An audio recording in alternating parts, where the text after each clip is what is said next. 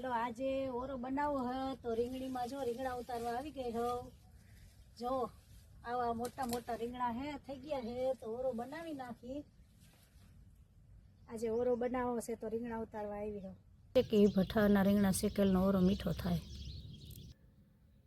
રીંગણા થઈ ગયા બફાઈને તૈયાર થઈ ગયા ફોલાઈને તૈયાર આ બાફેલો ઓરો સ્વાદ અનુસાર મીઠું નાખી દીધું આ લાલ મરચાં લસણ આદુની પેસ્ટ આ કોથમરી આ લીલી ડુંગળી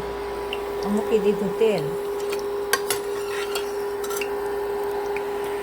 રાઈ જીરું હિંગનો વઘાર હવે આ નાખવાનું આદુ લસણની પેસ્ટ પછી લીલી ડુંગળી